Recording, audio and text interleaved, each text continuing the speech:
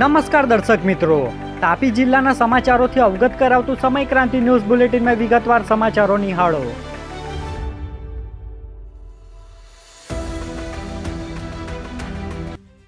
તાપી જિલ્લાની નિઝર બેઠકના ધારાસભ્ય અને રમતગમત રાજ્યના મંત્રી ડોક્ટર જયરામ ગામિતની તબિયત લથડતા હોસ્પિટલમાં દાખલ. રાજ્ય કક્ષાના રમતગમતના મંત્રી ડોક્ટર જયરામ ગામિતને છાતીમાં દુખાવો ઉપડતા તાત્કાલિક સારવાર માટે સુરતની મૈત્રી હોસ્પિટલ ખાતે ખસેડવામાં આવ્યા હતા.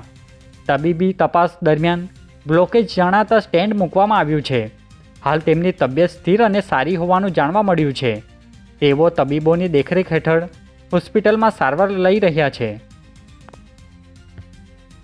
તાપી જિલ્લા સહિત વ્યારા શહેરમાં વડ સાવિત્રીની ઉજવણી કરવામાં આવી.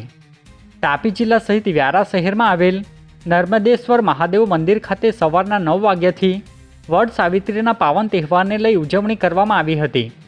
જેમાં સૌભાગ્યવતી મહિલાઓ દ્વારા વડની પૂજા અર્ચના કરી પતિના દીર્ઘ આયુ માટે પ્રાર્થના કરવામાં આવી હતી.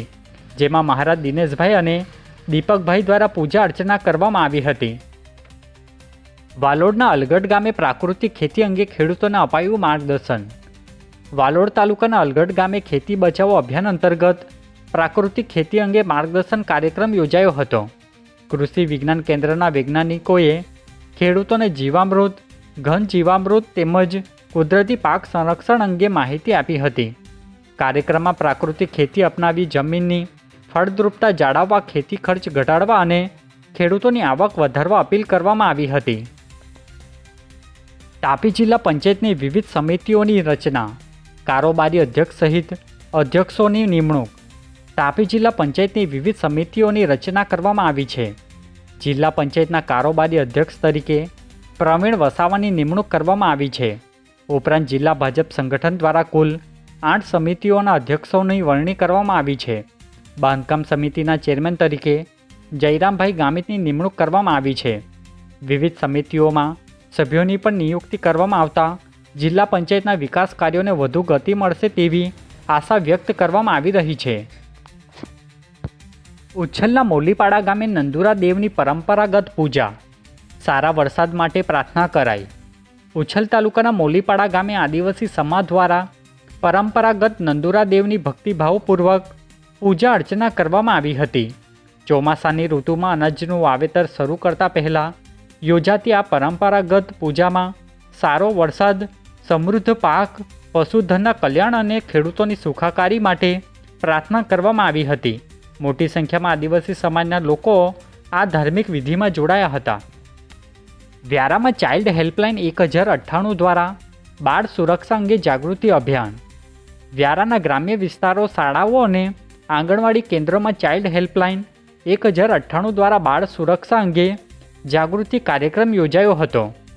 કાર્યક્રમ દરમિયાન બાળકો અને વાલીઓને પોક્સો એક્ટ, બાળ લગ્ન, બાળ મજૂરી પ્રતિબંધક કાયદા તેમજ બાળ અધિકારો અંગે માર્ગદર્શન આપવામાં આવ્યું હતું. ઉપરાંત બાળકોને ગુડ ટચ, બેડ ટચ અંગે સમજ આપી મુશ્કેલીના સમયે ચાઇલ્ડ હેલ્પલાઇન 1098નો સંપર્ક કરવા અપીલ કરવામાં આવી હતી. તાપીમાં લાંબા વિરામ બાદ ધીમી ધારે વરસાદી માહોલ, ખેડૂતોમાં ખુશીનો માહોલ. તાપી જિલ્લામાં લાંબા વિરામ બાદ વરસાદનું આગમન થતાં વાતાવરણમાં ઠંડક પ્રસરી છે. વ્યારાના સ્ટેશન રોડ, મિશન નાકા, જનક નાકા સહિત અનેક વિસ્તારમાં ઝરમર વરસાદ વરસ્યો હતો. વાલોડ તાલુકામાં પણ વરસાદી માહોલ જામ્યો હતો અને વાલોડ ગામની હાઈસ્કૂલ વિસ્તાર સહિતના અનેક સ્થળોએ વરસાદ નોંધાયો હતો. વરસાદને પગલે લોકોને ગરમીમાંથી રાહત મળી છે, જ્યારે ખેતી પર નિર્ભર ખેડૂતોમાં પણ સારા વરસાદની આશા સાથે આનંદની લાગણી જોવા મળી છે.